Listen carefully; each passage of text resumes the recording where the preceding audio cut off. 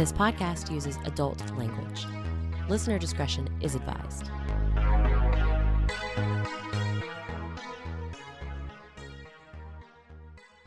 This is Kevin, And I'm Elizabeth. and this is the Lesson 83 podcast. All right, we're back for another topic. What are we talking about today, Elizabeth? We are talking about polyamory myths. Yes, so misconceptions, commonly held beliefs that may not be true. Assumptions. Yeah, so we've got cultural a few of beliefs. them. We'll just jump right into the first one. Aren't polyamorous people just afraid of commitment? Yeah, that we get that one a lot. So I feel like there's an idea of what commitment means, especially in like current American society. We're based on a heteropatriarchal kind of deal.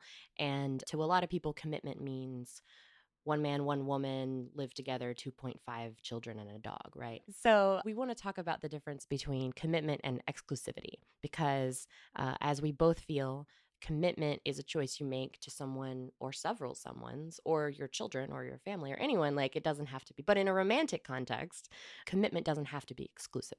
Yeah. Right. I've been asked this question a lot. I think I may be presented to it more than some of my female partners or female friends because I think maybe the trope is that men are less focused on commitment. And I've always found the line of thinking kind of frustrating to deal with. And I would just have a canned response of like, oh, I'm very committed to my partners. Yeah. I've been with them for, one partner over 5 years and one partner over 2 years now. So that for me is a lot of commitment. And it's just that we're not exclusive. We separate those. So what does commitment mean to you? And I know some of the things that it means to me, but I feel like it's different for everybody. That I can rely on my partners and that they can rely on me, that we have an ongoing intentional relationship that is based on trust and meeting each other's needs and wants. I like that. Yeah, commitment can mean whatever you want it to mean for your relationship, in my opinion. So my commitment to my husband means that we live together, that we maybe share finances, that we cook for each other, that we things like that. And, my commitment to my other partners may not involve the same exact list. We may not live together. Maybe we're not fluid bonded sexually or something like that. Maybe we don't eat together as often or support each other's careers in the same way. But, it's not that it's necessarily lesser commitment, in my opinion. It's just different. And every relationship is unique. So our friendships are unique. Our relationships with our families are unique. And so our partners, our romantic partners, are the same way. Awesome. So aren't polyamorous people always just trying to get laid? Isn't polyamory all about the sex? I actually know a lot of asexual and gray sexual and demisexual people in the poly community. So these people may be less interested in sex or not interested in sex at all, or may not be motivated by sex. And so there are plenty of reasons that asexual people might have sex for whatever reasons, but maybe we could provide links at some point for more information to that. But there's a whole internet out there, so go explore it. But not just that, but honestly, in the polyamory communities, we do more talking about sex than actually having sex. Yeah. I think that's a common thing. I think that the negotiation and the safety precautions come first for me, and the sexy times is something that eventually happens, hopefully for me. And, once you have an established relationship, it's easier. But especially in the beginning, like I don't really have casual sex usually. And so it takes certain levels of STD testing, safety, which we'll talk about more in a minute, and things like that. So no, I think, especially since polyamory means many loves, you can have loving romantic relationships that don't even involve sex or that don't focus on sex, or polyamory is about the emotion and the love, I think. And so everybody falls into different categories. Yeah, I think you covered it really well there. Thanks. I tried. I've been tempted to cheat, or I've cheated in the past. Does that mean that I would be good for polyamory? Does that mean that I should move my monogamous relationship to a polyamorous one? Great question, theoretical person. So I'll chime in on this one. Sure. Some of the impulses that cause people to cheat might make you an okay candidate to open up your relationship. The problem is going to be, do you feel like you would be able to be honest and communicate? Would you be able to handle your partner having other relationships, romantic or sexual, Mhm. outside of your relationship. Mhm. That's a thing And that I'm so sorry to interrupt, but you made me think of, when people start thinking about polyamory for the first time, I feel like they get excited about the idea of themselves having multiple relationships, but they forget that that means that their partners will probably also have multiple relationships, and that's much harder for or at people to least the deal with. ability to have them. Exactly. So, yeah, sorry, go ahead. And the main thing is what cheating is a breach of trust. You can cheat in polyamorous relationships. It tends to be much more offensive to me when I hear about polyamorous people cheating. You have some permissions and avenues to be able to communicate needs and wants Yep. that monogamous people may not feel as okay approaching their partners about. So I would definitely say, uh, if you are either a reformed cheater or attempted to cheat, that there's a lot of work to do if you want to be polyamorous. Mhm. Definitely not impossible, especially if you're cheating for the wrong reasons. It may take some work on your end to get to a point where you're going to feel comfortable letting your partner have the same freedoms that you want. Absolutely. I've experienced a variety of cheating in my life from in polyamory and monogamy, and I do find it more offensive as well when poly people cheat because you're already allowed to have multiple relationships, so why not just be honest with your partner about what you need? Yeah. And you can probably have it in a lot of situations. And if you can't, then you need to reassess your relationship and not go behind their back and do it anyway. So cheating is all about the breach of trust, like you said. It's a lot. It's it's breaking whatever relationship agreements you've made. And that, like you said, does apply in polyamory. And Yep. so, yeah, you can cheat in poly, absolutely. All you have to do is break whatever rules you've set, whatever agreements you have. It's not that hard. So, Elizabeth, polyamory, it's mostly just a whole bunch of men with harems of women, isn't it? That's a great question and a common assumption. We see shows like Big Love and other Well, like those are also polygamy, yeah, they which is are, which is different. a religious based form of non-monogamy. Which It's a is form. It's a form of plural marriage. yes, it is. And it's not the same as polyamory because polyamory is egalitarian when it comes to gender, I feel. It should be, ideally, right? And so you can, men, women, non-binary people can all hopefully have multiple partners in these scenarios. So it's funny because I do hear a lot of assumptions from monogamous people who think that poly people are usually men who have multiple girlfriends or wives or whatever. But in my experience as a poly person for almost 12 years now, it's more likely that I've seen women with multiple male partners living together. And I Yeah. think that's interesting. It's more, not, I wouldn't call it matriarchal, but there are certainly options for different configurations of, Oh yeah. of gender combinations, right? And some poly people only have two partners or even one partner, and some people have, five or more partners, whatever. And so, yeah, but gender wise, it's all over the map. Yeah. I feel like all genders are equally likely to be polyamorous, and maybe that's another myth. Yeah. I haven't noticed any in particular, at least in our local community, participation among one gender versus the other versus like couples or triads, or there are some configurations of polyamory that tend to be less stable. Usually ones that include a lot of people, as Mm, there are lots more links in the chain where things could happen. I was thinking But about closed triads being and on the tricky. other end, Yeah. closed triads. Yeah. I think those are the two least stable configurations, just based on a lot of factors that maybe probably deserve their own episode Yeah, let's do as to why. that. There's nothing wrong with for people out there. There's nothing wrong with those configurations. Hmm. Uh, some of them sometimes can be problematic, and that'll be a topic for another episode. Another episode. Um, polyamorous people definitely don't feel jealousy, right?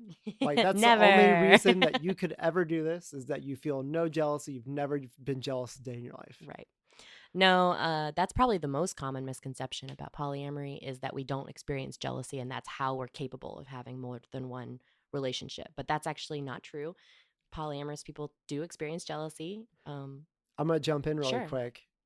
The one thing that I've always told people when I hear people will come up to me and say, "Hey, oh, you're polyamorous. I could never do that. I'm way too jealous." Yeah, I hear that a lot. My refrain has been for a long time, if you told me that you were too angry to do a certain sport, whether you wanted to do that sport in the end, I would tell you you might want to go get some therapy to work on your anger issues. Yeah, for And if sure. you're so jealous that it's preventing you from doing something that you may want to do, then you should go talk to somebody about it, develop coping strategies, because jealousy doesn't only come up in context of romantic relationships.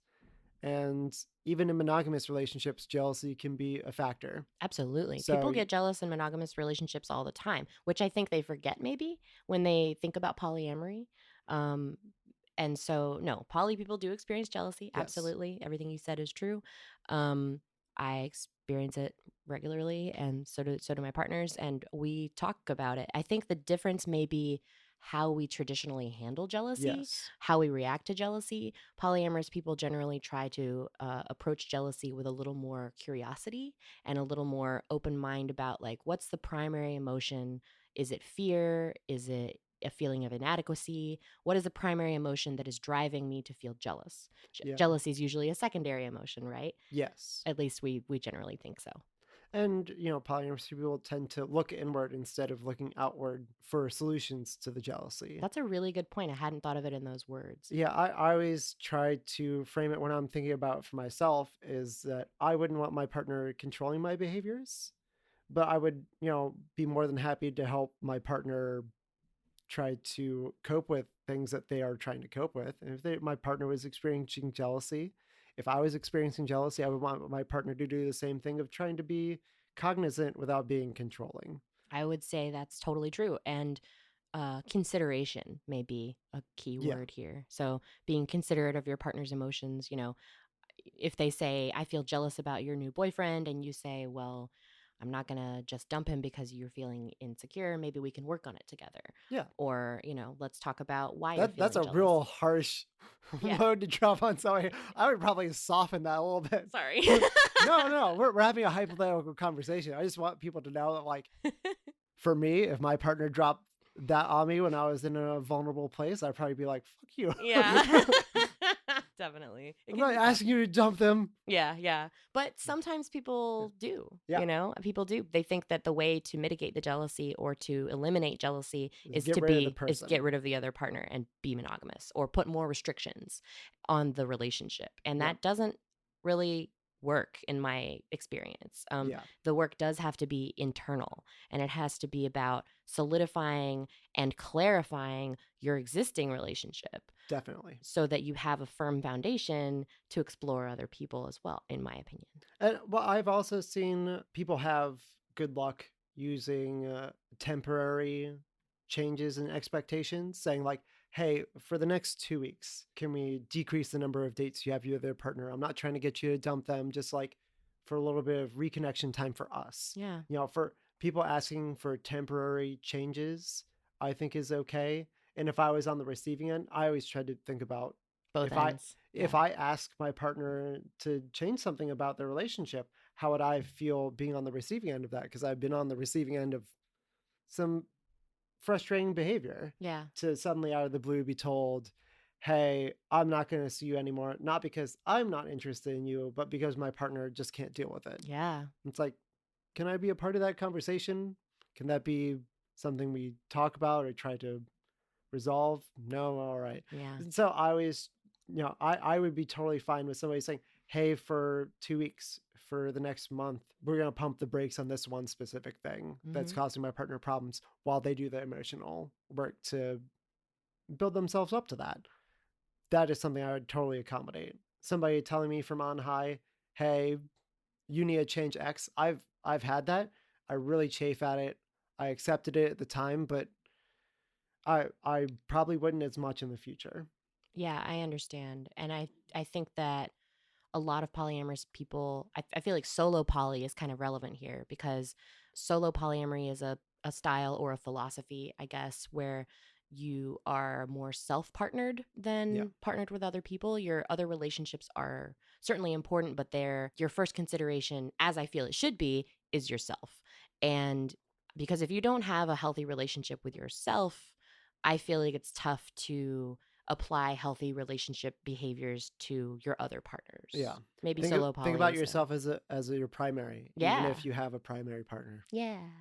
It can be helpful at times. It really can. On to the next one that we Mhm. came up with. Are we at a high risk for sexually transmitted diseases? That is a great question. In my experience, the polyamorous community talks about STD testing and STD safety far more than the monogamous community. In my experience and how I handle things, I consider myself to be hyper vigilant, and a lot of the people I see also be very hyper vigilant. Absolutely. I have several requirements before I'll, have sexual interactions with someone usually. And I find that we get tested all the time. We talk about it all the time. We use precautions, we communicate. I feel like there's more openness about STI research. We tend to be more up on our knowledge than the general public about what STDs are out there, what we've been tested for. We tend to have our recent paperwork on hand, on our phone, in our car, whatever, in our bedroom. I don't find this to be true in most monogamous circles. Yeah. Um, And well, it's very infrequent that I have new sexual partners. And mhm. so like it's not like I always have everything on hand, but I definitely have it on a Google Drive that I Right. share with everyone that I'm intimate with. I had a partner chafe at that too, saying that like, oh, I shouldn't be releasing information to former partners about my current status. I was like, they have the right to still know, and I don't think that they would ever abuse it. And so I'm not gonna cut them off from that information. Yeah. Uh, and I get regularly tested before I sleep with anybody new. I get their testing. Hmm. If my partner gets updated testing, I always ask. If my partner says, "Oh, I slept with somebody new," my first question is, "Did you see their paperwork? Did you make sure that they got tested for all the things that we require?" Yeah. Anything else that you want to add about STIs? I think you did hit a good point that I don't see monogamous people. I see a lot of monogamous people see it as a slap to the face Hmm. or an accusation, Yeah. asking for testing results. And I have never once had somebody scoff at me saying, "Oh, hey, I'm not going to sleep with you unless you get STI testing." In the poly Yeah, community. in the poly Yeah. community and all. I I don't date monogamous people, so and I can't. I mean, I've barely been monogamous in my life because it's not for me. But I find that my monogamous friends don't get tested with the same frequency because, especially in like serial monogamous relationships, a lot of people assume that if you're monogamous, there's no chance of contracting an STD. But your partner could have an STDI from a previous partner that they Yeah. don't even know about. Most people who have STIs don't know Yep. because they're not getting tested and because so many of them don't exhibit symptoms Yep. or they don't for a long time. Yeah. The ones that do exhibit symptoms quickly are usually the easy ones to get rid of Yeah, too. yeah, that's Luckily. true. Yeah. But the bad news is that the ones that are harder to notice, Mhm. the ones that may not present themselves with physical symptoms, can be the most detrimental. They can be, absolutely. So, and I feel like we talk about this all the time, Yep. in the poly community, and that's good. Lots of safety, lots of regular testing. And I think there's a lot of, I mean, we've talked about the crossover between the polyamorous community and like the kink community and the Yeah. queer community. And I would even say like the pagan community. There's just like a lot of crossover. I feel like all of those communities talk more about STI testing than the mainstream world. Yeah. All right. Well, I think we did a good job of covering all the topics. If you have any you would like to send to us, find our contact information in the episode description and reach out to us and let us know. Yay.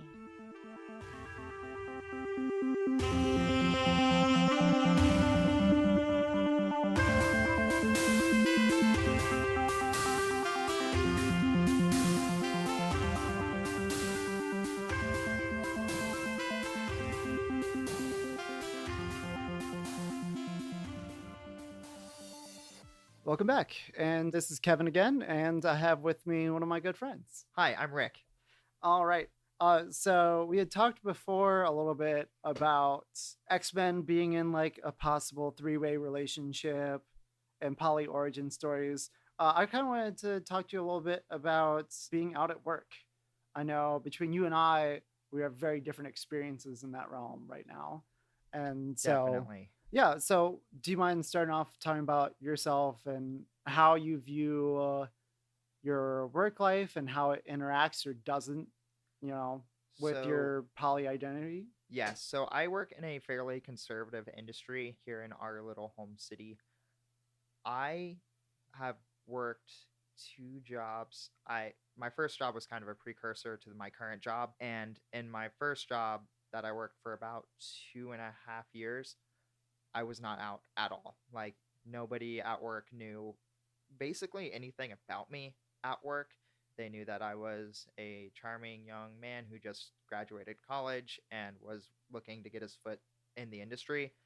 And now I've since kind of I've gone to a adjacent career path, which is, in my opinion, a definite step up. But I work with one coworker who kind of knows that I'm out now, and but that's it. I would never really talk about. I personally, where I'm at right now in my industry and my where I'm at right now in my career, definitely being the idea of being out at work is like kind of horrifying. Yeah. So I've had a very different experience. I am terrible at lying, including lying by omission. My mom always knew exactly when I was lying. They A raised you. hundred, They raised you that way on purpose. maybe, but also like it's kind of just been built into me. And I did Boy Scouts. That a lot of the ethics of the Boy Scout organization, outside of the anti-progressive stuff, was really honed into me pretty hard, of like always being honest and trying to do good where you could.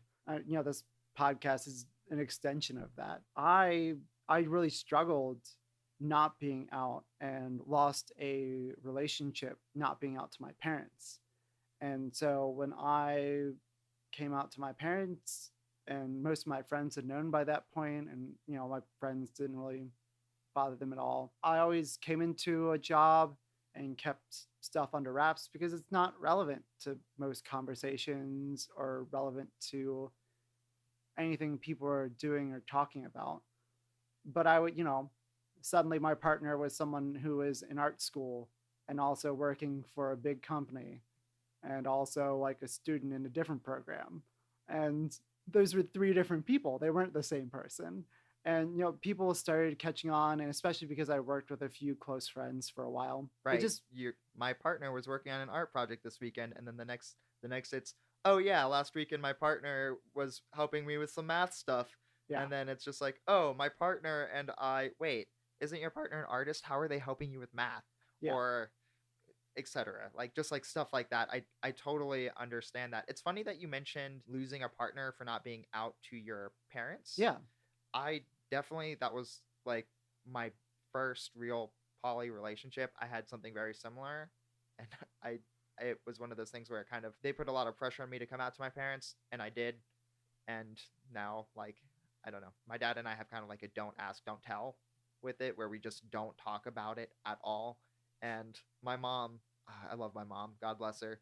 She tries so hard to understand, but sometimes she's just like, I'm stuck and I cannot understand this. It's weird. You So, should have him come out to one of the meetings. no.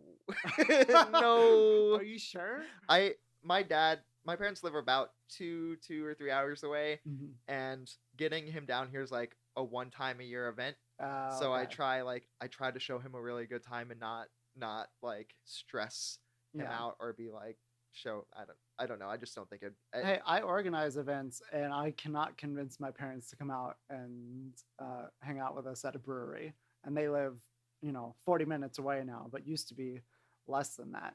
And, circling back a little bit to work, it eventually just became a thing where I realized that if I didn't make a big deal of it, other people didn't. And I wasn't throwing it in people's faces, although I got accused of that like a few times. But it was when it came up organically in conversations. I've received some like rude questions and stuff that I felt like is really inappropriate for work, kind of in a similar fashion to the LGBT community when we were fighting for equal marriage rights. It was most people, when they didn't understand homosexuality, their immediate thought was, oh well, let's talk about the sex they're having. It's like, these are people that are trying to It's marry. These are people that are trying to have a long-term relationship.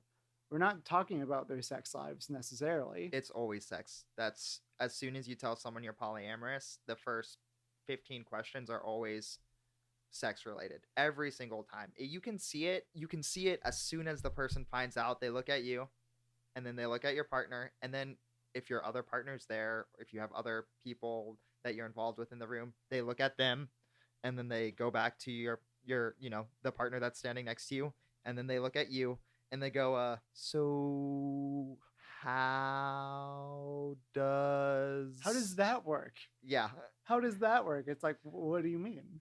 what part? Yeah. What are you talking about? And And it's never emotionally, how are you invested in these people? What are they Yeah. to you? It's always, where do you sleep? Or who sleeps with who? Yeah. Or do you all sleep together? It's never, and that's something with polyamory that is a little different than like open relationships, or like just like someone in a ethical non-monogamous situation where there are kind of different umbrellas for people's Yeah. situations, and they're always different. Yeah, and I get a lot less questions like that nowadays. I don't know if it's because of the air I put off or what.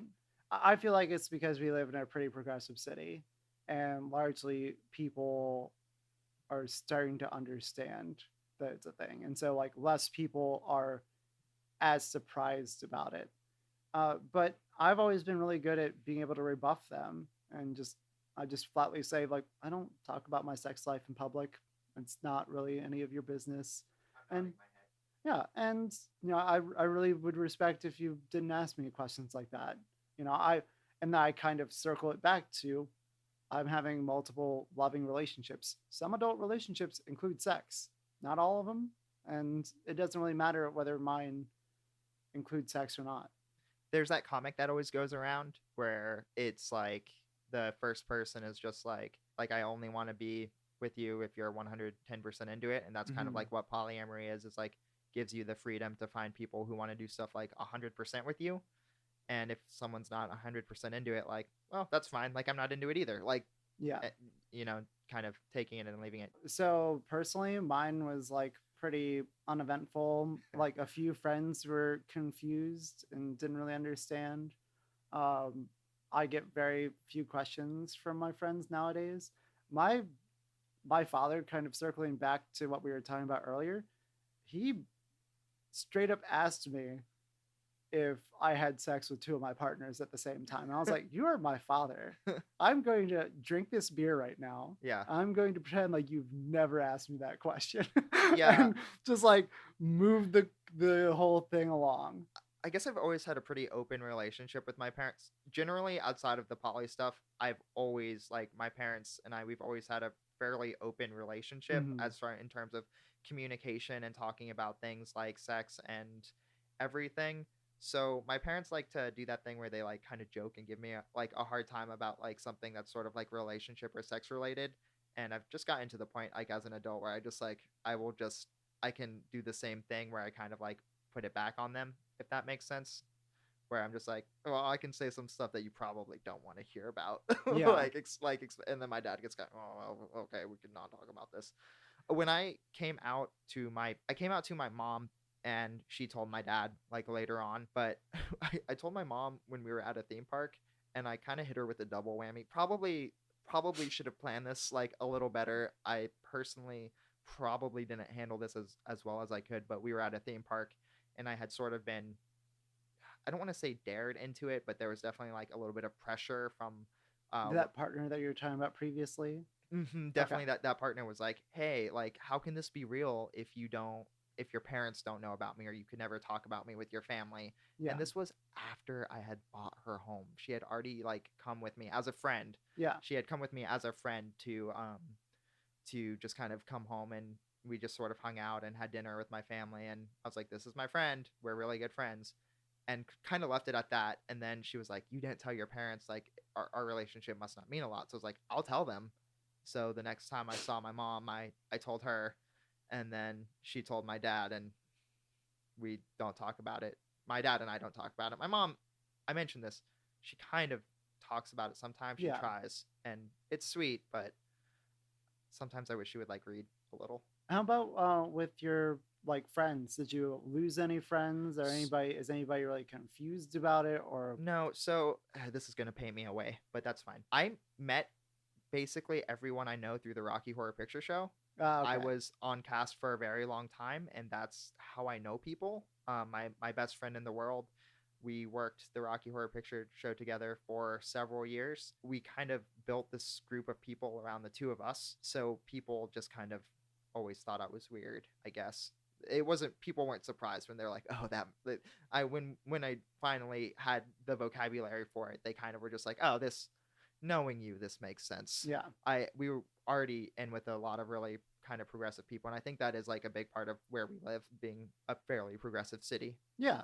So no one's really been super surprised. I know my boss, or not my boss, my coworker, they're my supervisor, kind of. Yeah. When I told her, I told her because I started this new job, and we were becoming fast friends, Mm-hmm. and I felt kind of bad not saying anything about it because it's a fairly big part of who I am now. Yeah. I go to a lot of events. I have a lot of people in my life who are poly, and sometimes that leads to shenanigans or fun, or it's just different. And so I eventually was just like, I need to tell you something because I feel like we're friends, and I kind of laid out like, so this is who I am and what I'm about. And they were like, cool. And then they didn't say anything else. And then about a week later, they were like, so I have some questions.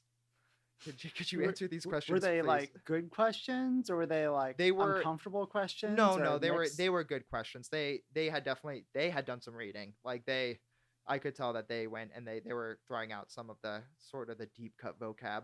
Oh, Do you- okay. Nesting partners? Do you have? Oh, yeah. Are They you, did. are you they did kitchen their homework. table? Are you? So, for listeners that may not know, do you want me to give my definition of nesting partner, or do you want to give it? I try it when I'm using specific terminology to describe it on the podcast. Right. So my understanding, my definition of a nesting partner is a person that you live with and that you're Yeah. kind of entangled with.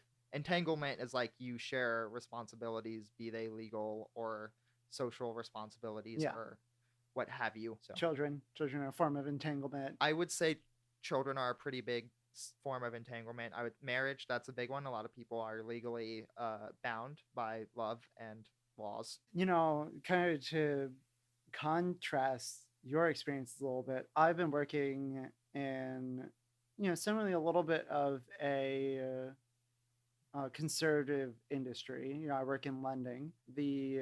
A lot of my coworkers are very religious people, and I was very surprised at how much people did not care. I work with a lot of conservative people who are very religious, and I was very surprised at how people didn't have any sort of undue confusion or consternation, or felt like they had an ethical obligation to tell me what I was doing was wrong. I think because I come from a very sincere place, I treat it like it's no big deal when I talk to people. I'm like, oh no, I'm polyamorous. I have multiple partners. Everybody knows, everybody consents to this. It's, not cheating, but it's something that's really, really important to me. But it's different. I understand that it's different from a lot of people's experiences. So I just wanted to tell you, because I'll use the word partner. That's usually the first key. Is I'm a straight guy. That's the exact key to give away to someone that you're not exactly like on the well-beaten path. I would say is the second somebody goes, oh, my partner. Yeah. Immediately you're like, oh, what do you got going on over there? Hey. But I like, for me, it's just made a lot of sense in the community we live in. It has always felt more appropriate for what I was doing. And so a lot of people ask me, they're like, oh, are you gay? And that's my intro to be like, oh no, I'm not. I identify as straight. But I use the term partner, or depending on the person and how they're bringing it up to me, I'm like, oh no, I'm polyamorous. And it's just a more neutral term that I've found fits what I do more accurately. Also, there's gender too. There's a lot of folk, especially where we live, who don't sort of live in the gender norm, and partner's a much better term. I mean, for some people, yeah. Yeah, exactly. Everybody should use what they want.